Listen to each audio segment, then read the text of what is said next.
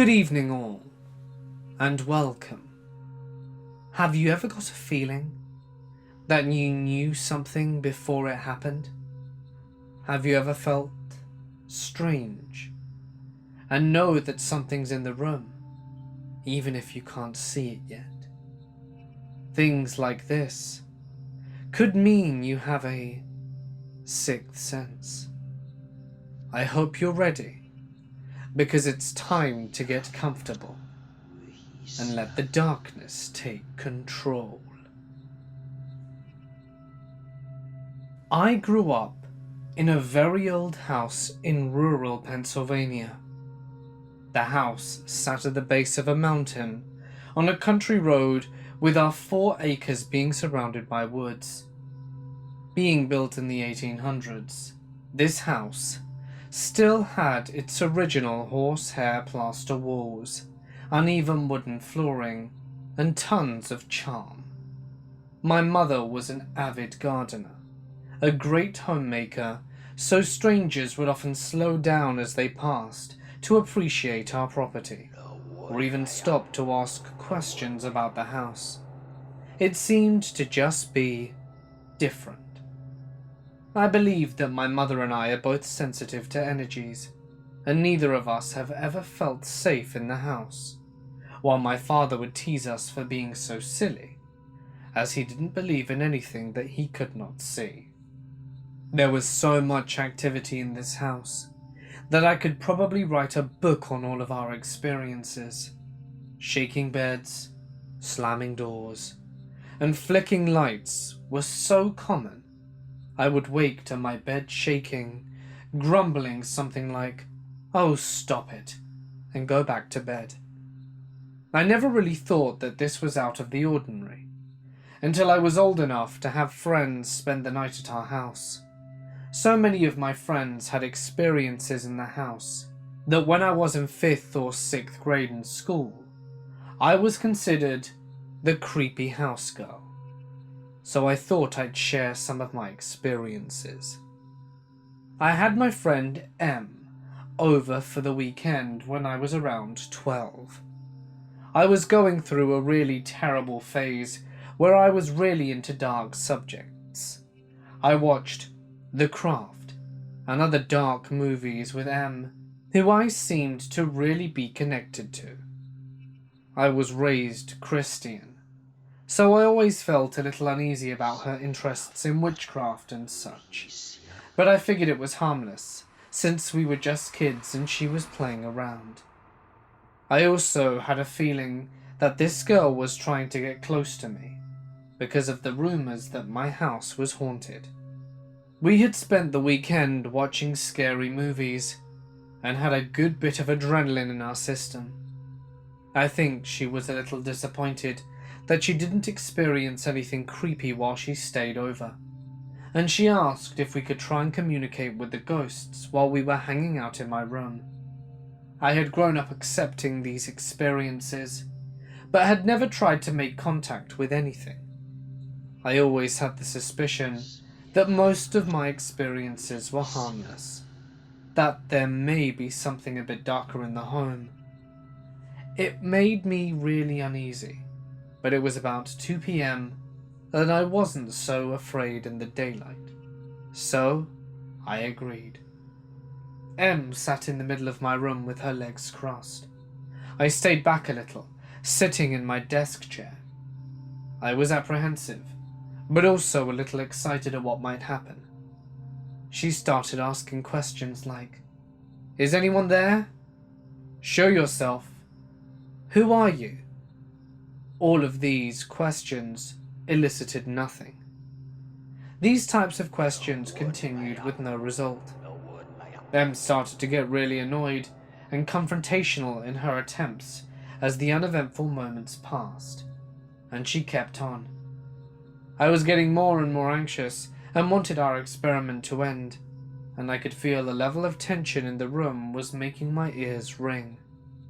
Nothing out of the ordinary was happening, but I had this sense of deep dread in my gut. I wanted it to end, but I didn't want to disappoint Em. I tried to casually end it by saying, let's give up. These ghosts are just chickens. I'm not sure if it was because I had made an effort to communicate, or if what I said really struck a nerve, but my ceiling fan, which wasn't on, fell from the ceiling as Em was under it. We both froze. We were both completely stunned, as we stared up at the swinging fan as it dangled from the electrical cords. I didn't want to believe it, and neither did Em. The fan was relatively new, as it had been installed by my electrician uncle a couple of years prior. We tried to rationalize that there must have been a rodent in the attic that must have hit it somehow, and after a few moments of talking ourselves down, Em called her mum to pick her up. I decided not to tell my mother about what really happened, as it would have really freaked her out. She hadn't been sleeping well, but she was always a little suspicious of how the fan just randomly fell out the ceiling, and we replaced it with a regular light after. Em and I didn't really hang out much after this incident. I decided that she may not be the best influence in my life, especially since the next month or so were really tense for me when I was alone in my bedroom or house. I swore off scary things, thinking that maybe it was just making it worse. But I did continue to have plenty more of experiences like this. A while after, my parents divorced, and I was moved from this house when I was 13. When I was 16 or 17, I decided to move back in with my father, who still lived there. He was a truck driver and only home on weekends, so I was essentially on my own throughout the week. I was really uncomfortable in the upstairs at this point, and typically slept in the living room when my father wasn't home. It got to the point that when you went upstairs, you constantly felt like something was breathing down your neck and about to touch you. So I always made my excursions up there quick and kept my head to the ground. My friend Ashley used to stay with me a lot when she was home from college, due to the no parental supervision thing. We would always come home from hanging out with friends and pass out in the living room. One night, Ashley woke me up with an intense and full-winded scream.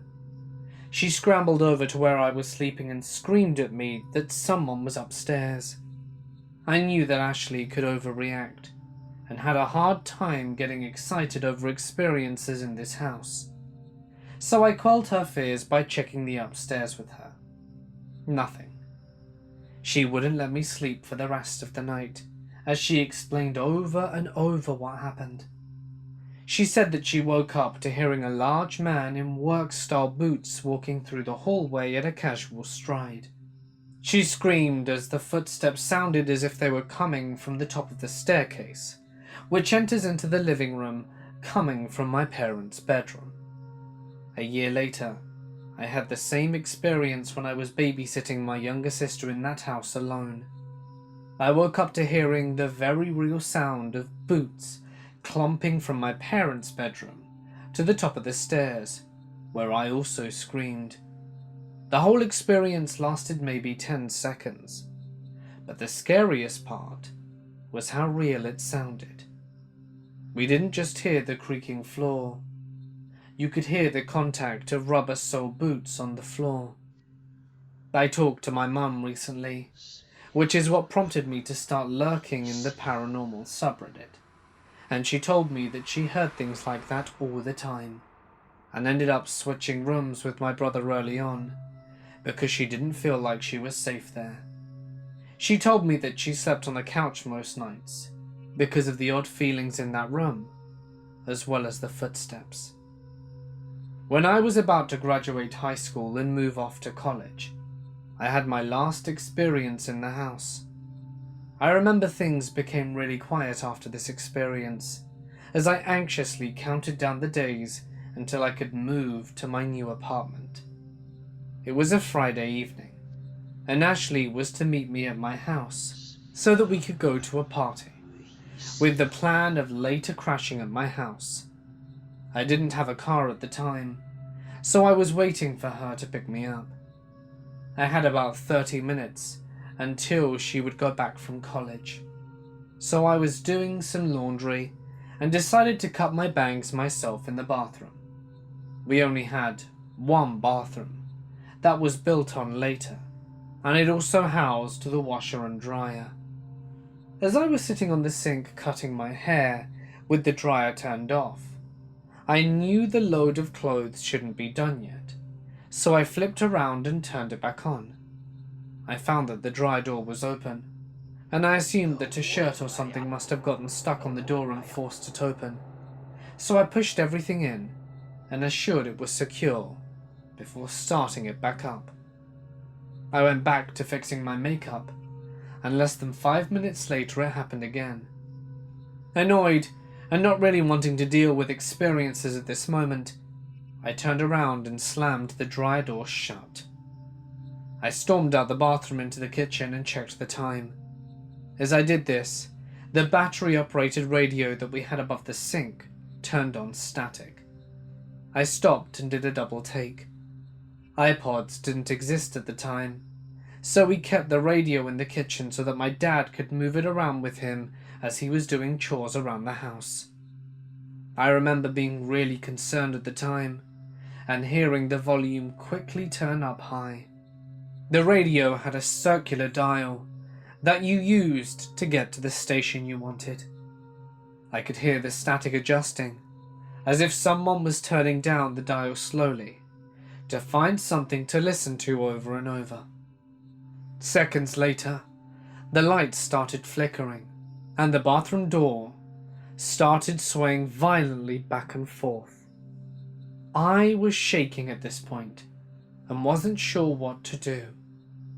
I tried to find my cell phone, but it wasn't where I remembered leaving it, and I was frantic.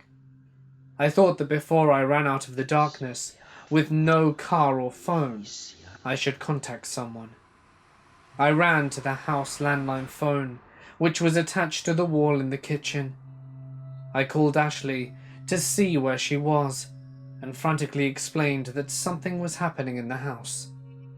Ashley was screaming back at me as she could hear the terror in my voice and could also hear weird crackling and the static from the radio. I distinctly remember hearing a screaming noise and spinning around to face the dining room. The chandelier-style light over the table was starting to rock violently, with the lights flickering quickly. The phone cut out. I fell to the floor from my legs shaking with so much fear, and I just screamed. I started screaming out prayers and screaming to be left alone, and it just stopped abruptly. I tried the phone again to see it was not working, and ran out the kitchen door to outside. I sat in the dark for 20 or so minutes, sobbing and waiting for Ashley to pick me up. I tried to find any reason after that to not be alone in the house. Finally, as I mentioned previously, my dad was a huge skeptic. Years after I had moved out, my dad decided to take a nap on the couch. He told me he woke up from his nap with a huge pressure on his chest, like someone was holding him down. He claims that he was kicking his legs and arms, trying to get up, and the first thought in his head was that my daughter was right. I always assumed that he could chalk this up to a bad sleep paralysis experience, but the weird thing is that about a month later, he was in a motorcycle accident in which he broke his back and neck. We always thought that it was a little odd, as he even approached some paranormal investigators to check out the house, but it never happened.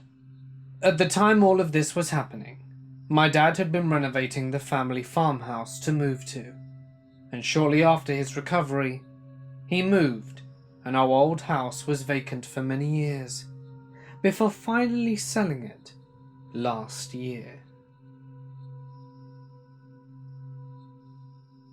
To start off, I want to say that I have a strong sixth sense. I could sense and see things that most other people couldn't. I was like this ever since I was a small child. The apartment I lived in at the time was semi-haunted, as I've always had many weird experiences, and so did my roommate. But that is irrelevant, unless you guys think it played a part in this story. One night I was sitting in the living room browsing the internet on my laptop, while chatting to a friend of mine that I had met in a chat room. We were talking about the usual stuff girls talk about. She had mentioned to me a month prior that she was moving to a new house, and she was eager to share pictures of her new place, and didn't get a chance until this night. As soon as the topic changed and she mentioned her house, I got this eerie feeling. For some reason I didn't want to talk about her house, nor did I want to see any pictures of it. I got the feeling that her house was haunted, and I got creeped out. Before she could go on, I made up an excuse and told her that I needed to go. She stopped me and said, "Wait, before you go, did you know my house was haunted?" I was caught a little off guard, but it was something I had already known. The fact that she had said it to me, though, just confirmed it. Yeah, I kind of felt that way. She told me that her house is haunted by a little girl, but that she is harmless. However, sometimes she does get scared, as this little girl slams doors and makes weird noises. My friend then grabs her Bible and starts praying. Before she could say anything else, I glanced over to my balcony for some reason, and I saw a little girl who looked to be 7 or 8 years old, in a white summer dress and barefoot, staring at me. I quickly looked away in frozen fear. Then I saw her in my mind. She was holding a grey plastic bag right under her hand, and she kept raising it. Then I would randomly see a bathtub full of water while getting shortness of breath. I assumed she was drowned or suffocated, and that she wanted me to know. But why the hell did she want me to feel it? I just couldn't figure out what it was, and at this point I didn't really care.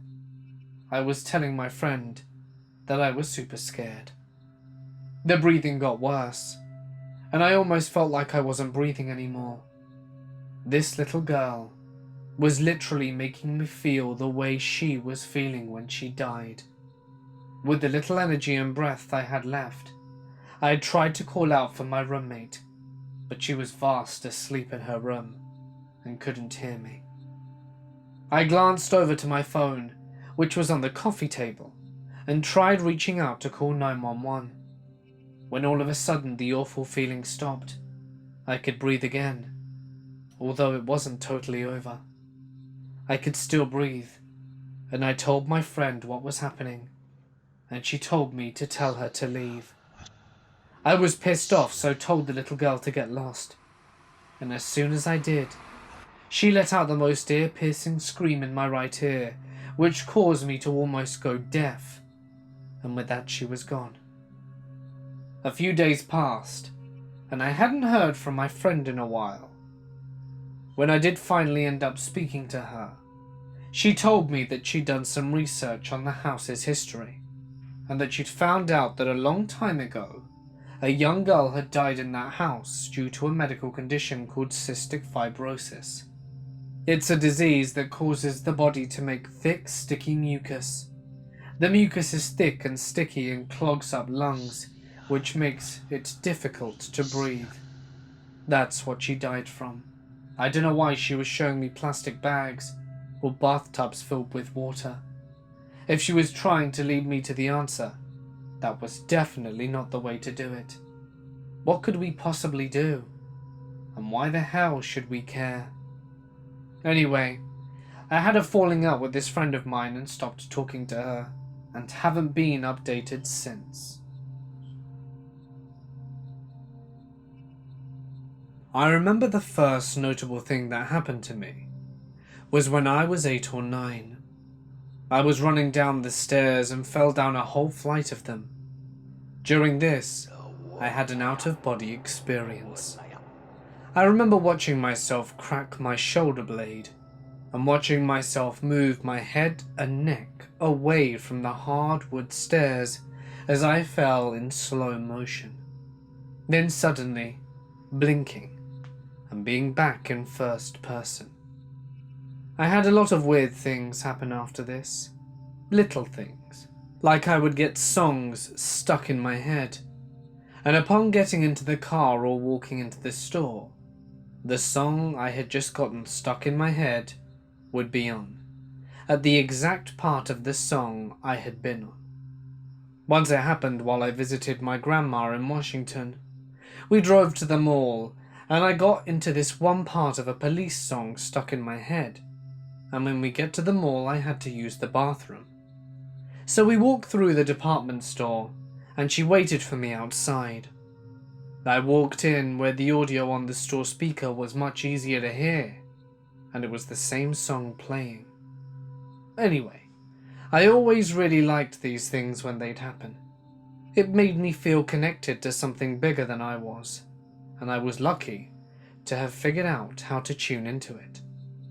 As I got older, I played around with astral travel and had a few really bad experiences which I chalked up to a shitty nightmare. At first they weren't too scary, just really uncomfortable. When my grandpa died in '07, I had my first sleep paralysis / talking to the dead experience. It was the day before his funeral. He was older and had been in bad health for many years before his death. It was sad when he passed, but he died in a peaceful hospice surrounded by family. I never met his mum, my great-grandma, but had heard that she was an intense little firecracker of a woman. I knew she was shorter and a strong personality, but we weren't the type of family that kept a lot of photos around or talked about paranormal stuff, so I didn't know her face at all.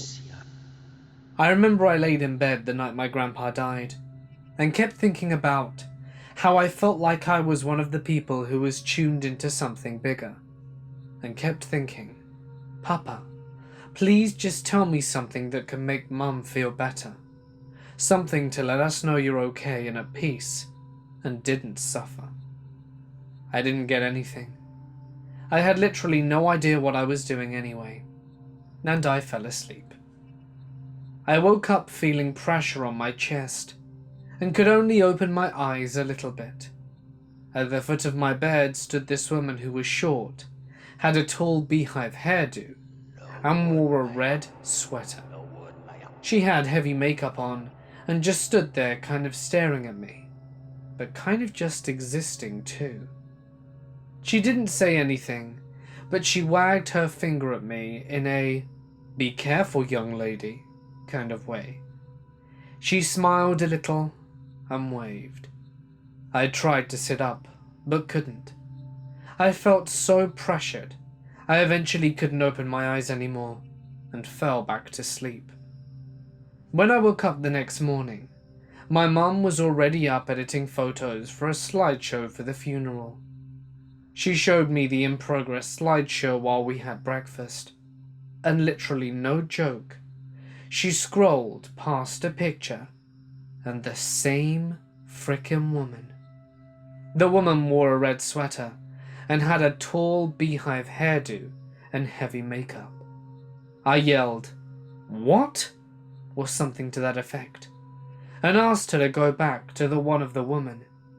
My mum explained that was my great-grandma, my grandpa's mum. I told her this story, and my mum, not a big believer in this stuff, was like, "Wow, honey," but didn't give it much more than that, understandably. I could offer no comforting words. My grandma didn't say anything to help her feel better. I asked her about the red sweater, and she said that it was her signature color.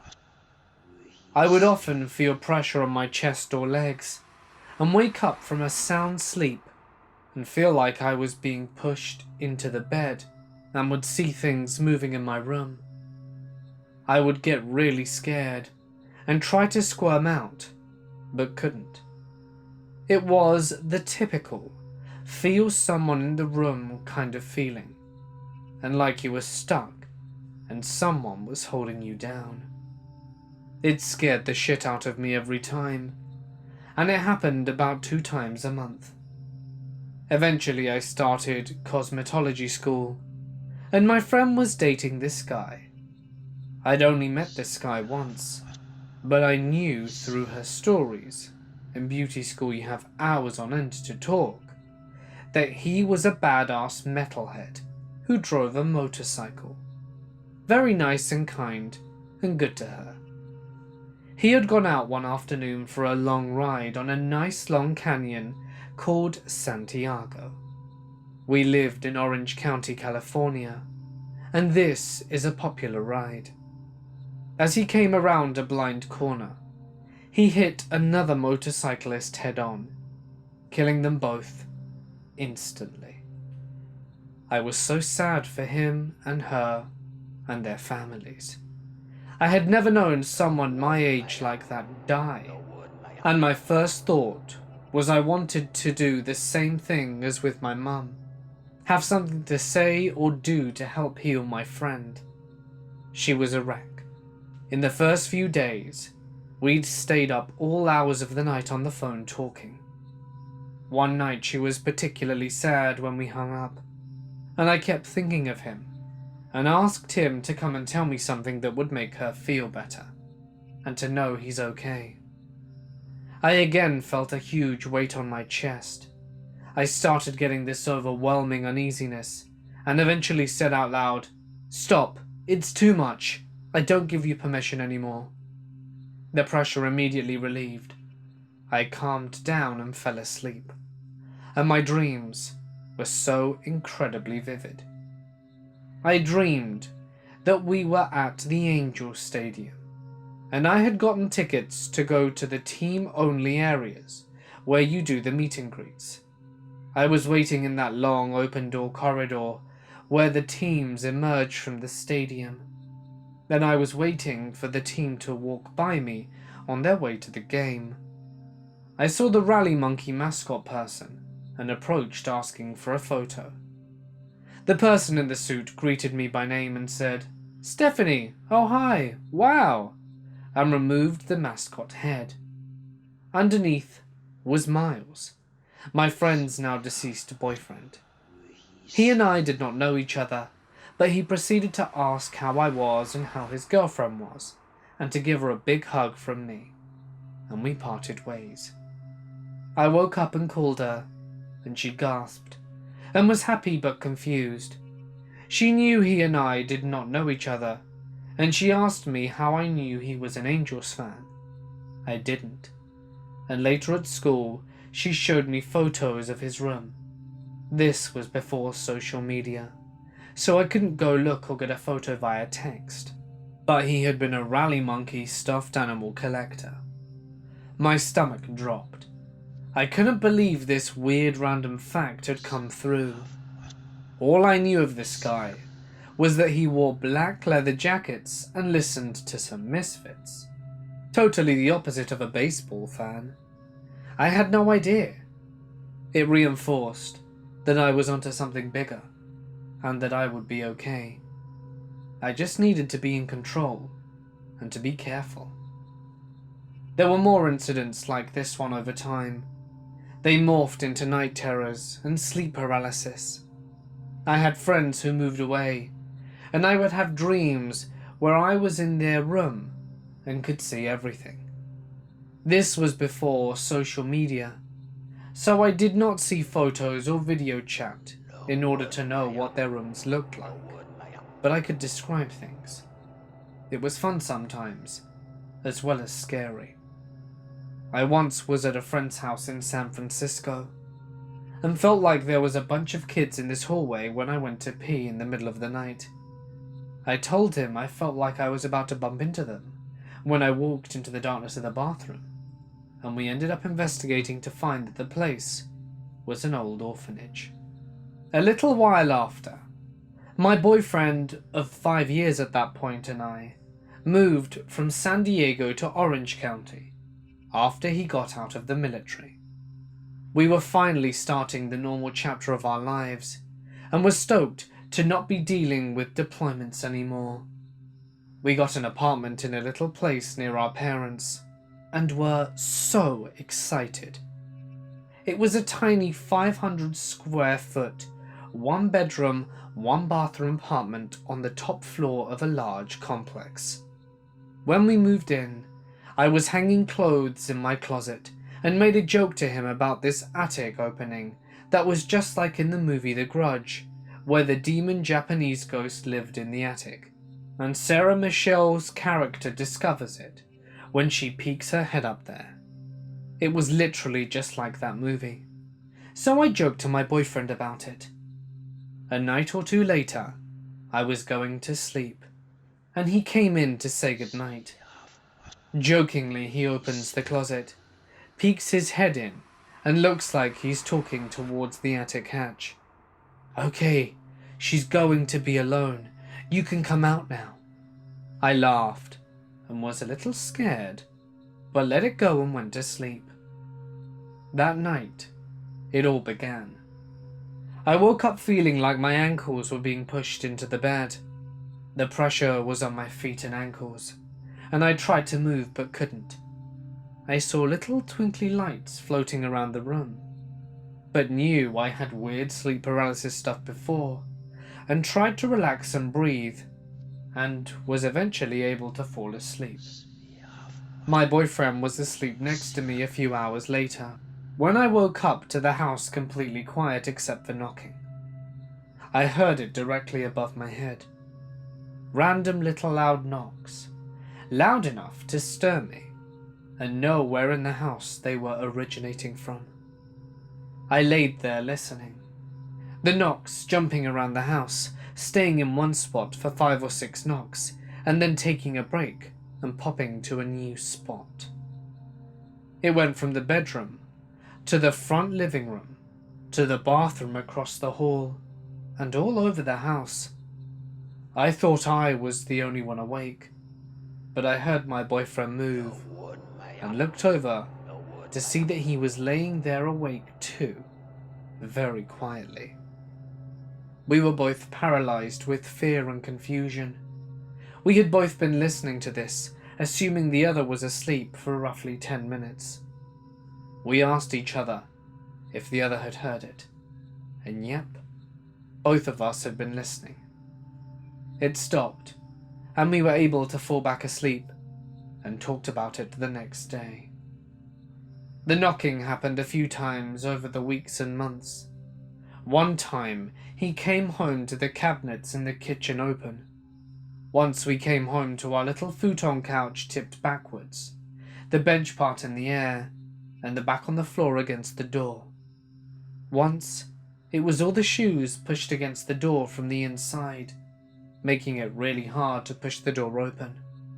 But nothing was very confrontational.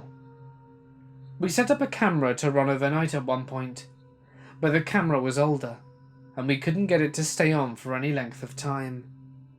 I put flour down on the floor a few times to see if I could catch any footprints. Nothing.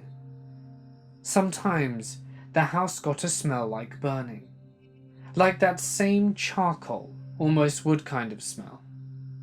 I had talked to the complex about it, but wasn't sure if it was something bigger. But they came and repeatedly said nope, that nothing was wrong with any of the connections in the building. Then things started to escalate. One day I didn't have to work until later in the day, so I slept in after my boyfriend had left for work. He left as it was starting to get light out. I fell back asleep, and I woke up a little bit later when I heard the foot on carpet sound. Really soft shuffling kind of sound. I opened my eyes a little, not moving, just assuming that my boyfriend had returned home. Perhaps come back for something he forgot. So I closed my eyes again. I was laying on my stomach on his side of the bed, so I couldn't see if he came into the room, but I knew the bedroom door was open. I felt something press on the mattress near my feet. Still assuming it was him leaning on the bed for something, I still didn't move. I felt it press further up the bed, like two hands on each side of my leg, a hand in between my legs, and another on the outside of it.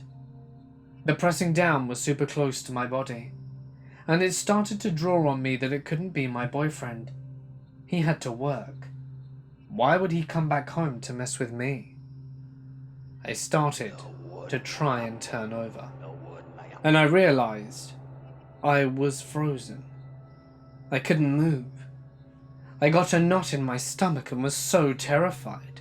I could feel it pressing down on the mattress next to my hips, and I just kept thinking, don't get fully on the bed. Don't get fully on the bed, or get on top of me. I'm not sure why, but I figured if it didn't crawl fully on the bed, I would be okay. But it was so hard to breathe. I started crying and felt like I was trying so hard to move. I was going to rip out of my skin.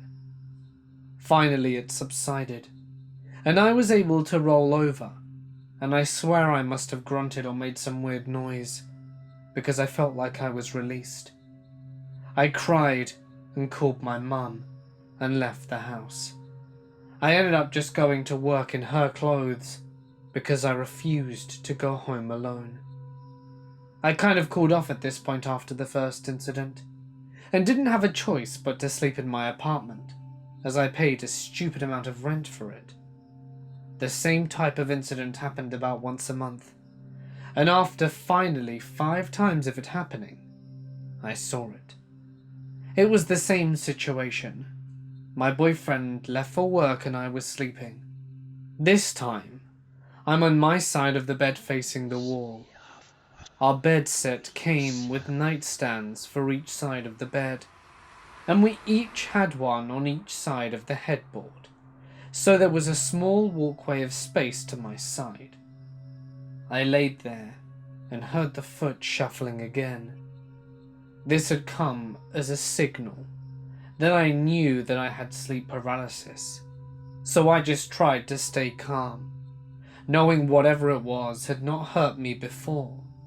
It just seemed to want to scare me. I expected I'd feel something pressing on the bed any second, but I didn't.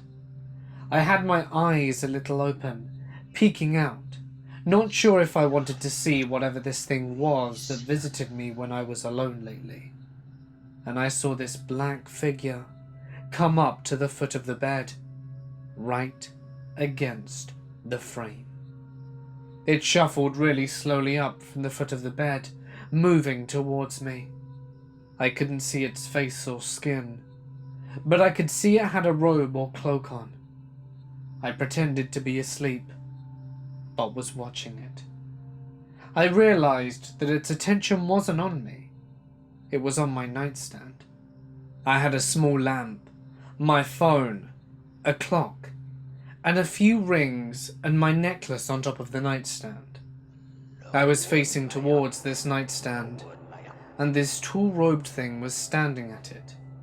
So when this creature, I guess I could call it, it approached, and I could see its hands coming out of the sleeves of the robe. It had one too many finger joints. The hands were long and slender, delicate-looking hands, and the fingers were just too long, really pointy and pale. I watched it lightly touch all the stuff on my nightstand. It would use the tip of its creepy finger to just slightly feel whatever item was on the nightstand ever so slightly, just enough to make it move a little bit. I'm so focused on this horrifying creature standing right next to me and trying to stay silent and calm. It smelled like burning, like that same charcoal, almost sour wood kind of smelling. It didn't pick anything up, but it just seemed curious about the stuff on my nightstand. I watched this for a few minutes. It touched each thing slowly a few times, turned towards the window, and shuffled back out of sight. I sat up and didn't know if I had ever moved that fast in my life. I ran out the house and went to my mum's again. I almost called the fire department because my house smelled like smoke, like this putrid, smoky smell. I was sick to my stomach and actually refused to sleep alone after that. I would wait to sleep until my boyfriend was ready for bed, or I'd fall asleep on the couch near his desk. It started driving a wedge between us, caused a lot of fights that I attributed to negative energy in the house that we both unconsciously picked up on. The episodes of knocking continued as we lived in the apartment for a full 2 years. We eventually decided to move to our parents' house and started packing up to leave. The episodes of coming home to open cabinets, feeling like something was trying to crawl onto the bed, even when my boyfriend was sleeping next to me, had increased to almost once a week by the time we were moving out. We were frightened all of the time, and it was terrible. But it didn't end there. I realized that I had not had sleep paralysis or feeling like something was crawling onto the bed with me since I'd moved out, and didn't think much of it. I'd always assumed it was connected with me, and I'd never get away from it. Anyway, I was napping at my mum's and felt this immense heat, and woke up slightly, and realized I had sleep paralysis again. Only this time, I wasn't scared, just too hot. I opened my eyes a little and saw this old man. I couldn't see his face for some reason, but he was in a tank top and shorts. I could see by his skin and general body shape that he was much older, but I had no idea who he was. He came to the side of the couch and sat on the coffee table. I laid there, still pretending to be asleep, and I felt it move the hair from my forehead and lean down and breathe on my face. I started to do the thing when you're sobbing, and your stomach is heaving down with each sob because it's so intense. I couldn't feel tears, but I could feel this need to just deeply cry. It sat there brushing the hair from my face down my shoulder for what felt like 10 minutes. And I just laid there, totally stuck and too scared to move. I eventually saw it get up and shuffle away, like bare feet, shuffling along the tiled floor she had in her house. I woke up, and it felt like it was letting me go and saying goodbye. I felt like it came to me one last time to let me go. It's been 4 years since those incidents, and I've literally never had another one since we moved out of that apartment. My boyfriend and I are going on 11 years, and are as happy as can be, and we now live out of state. This happened after I turned 12. At the time, my father was battling cancer for the second time. I was 10 when he beat it the first time round. However, it came back in full force. Despite hoping he could beat it again, things weren't looking so good for him. During his last days in the hospital, I would visit him. Despite being out of it, being a kid, it was rather distressing seeing him so pale and skinny, and barely recognizing me now and then. It was especially bad when I visited him the day before he passed. My mum didn't want to upset me even further, so she sent me to my grandfather's house while she stayed overnight with him. Since I was old enough to be home alone for a while, I was sent back to my house. I spent the majority of the time alone, getting a few calls from my mother making sure I was okay. However, while I was sitting in my room playing video games, I got a very strong feeling that something happened. Only minutes after, did I receive a call from my mother telling me she would be home shortly. Thinking back on the call now, I knew she was trying to not sound upset while telling me this, but I didn't pick up on it. I still had the off feeling. I knew deep down what had happened. When my mother walked through the doors, she told me my father had passed away and broke down crying right there. I gave my mother a hug, and as we were facing the door she came through, we saw it. We saw a tiny shadowy figure materialize and walk forward into our home. I would assume it was my imagination, but the fact that my mother saw it as well proved it wasn't. We realized my father came home immediately after passing, not wanting to leave us quite yet. Since then, I have been a strong believer of the paranormal. Hey guys, it's Mort here, and thank you so much for listening. I'm sorry that there was no Bruce Willis in this video. If you enjoyed it, don't forget to drop a like and leave a comment with your thoughts. That always helps me out a bunch. Something else you could do is, if you're new here, why not subscribe and press the little bell icon to be notified every night that I post. Every night. Anyway, I also the other day launched a really cool video on witches on my other channel. It's a history kind of video about 5 witches through history, and well, it was a lot of effort, and if you haven't seen it already, I'd really appreciate it if you went and checked it out. It would help me out a lot, and I think you'll actually really enjoy it. The first story is quite long, but if you listen to the end, it's worth it, and then the other 2 are a fair bit shorter. Love to know what you think, so yeah, please check it out if you haven't already.